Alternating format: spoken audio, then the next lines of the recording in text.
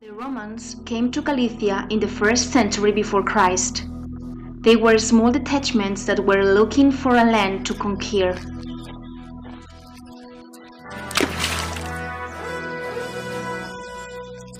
Along the road that would take them to the Atlantic Ocean, the Romans settled in certain places of passage where they could rest from their long journeys.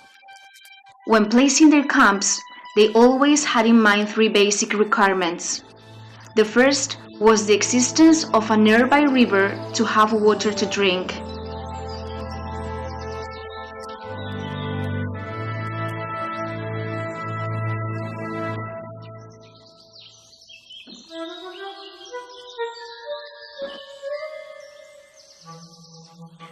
The second was to establish their settlements on a high ground from which to control all around.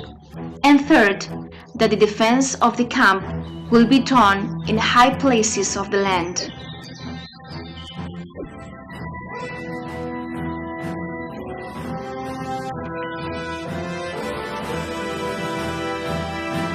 Once chosen the place, they will build a small building. At first they were mansions, which we now understand by an inn and refreshment of chivalry, beside a small house.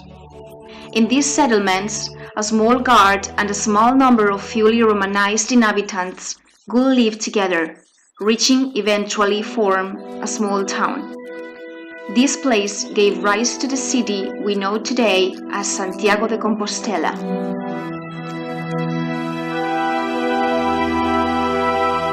And if the river determined the place, it will be the sea, which will bring an unexpected visit, and with it, the legend.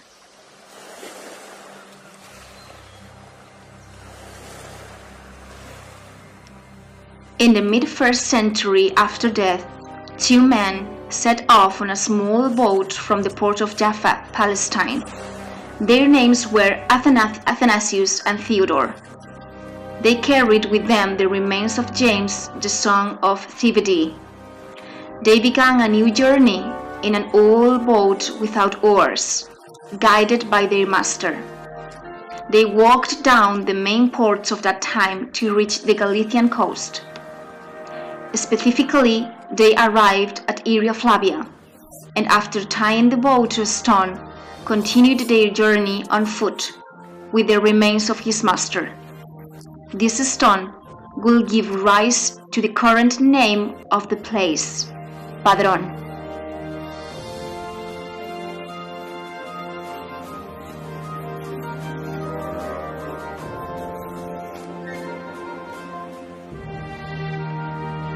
Galicia at that time was dominated by the Romans.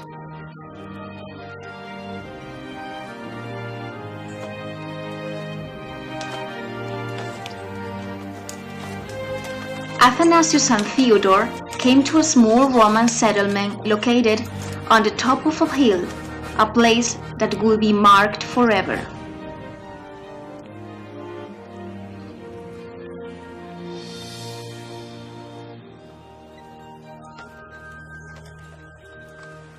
It was there where they decided to bury the remains of his master James, but this place would be abandoned many years later, covered of weeds and vegetation, becoming slowly into a forest, the Livredon Forest, that would hide the remains of the master James for years.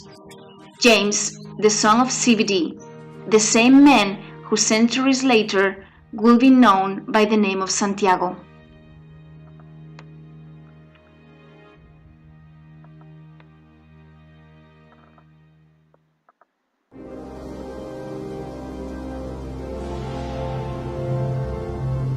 Between the 80-20 and the 80-30 after Christ, the light will be back in Livredon Forest, a forest located in the diocese of Aeria Flavia, in Galicia, in the Astur Kingdom.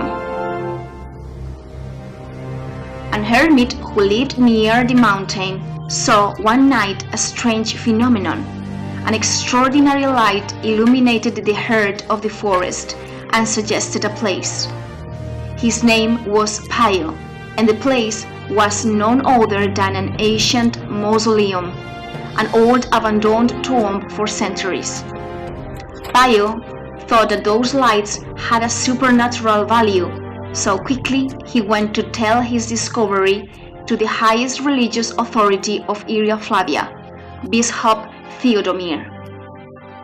Pio told Theodomir what he saw with his eyes, prompting the desire in the eyes of Theodomir of contemplating the phenomenon by himself. Theodomir entered the mausoleum, where he would make a discovery that would change that place forever. Right there, in the mausoleum, under the brush, in the heart of the forest Libredon, rested the remains of St. James and his two disciples, Theodore and Athanasius. Theodomir apprised of what was found to Asturian King Alfonso II, the tomb of St. James. The discovery was so great that the king wanted to see it for himself.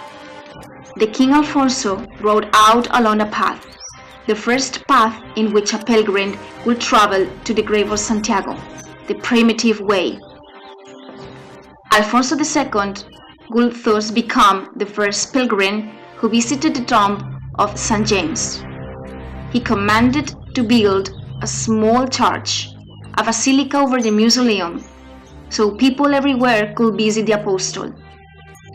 The news of the discovery would soon reach the borders of Europe, so that hundreds of pilgrims walked to the place where they could see the apostle. A magical place that grew up more and more over time, a starry field who has since become known as Santiago de Compostela.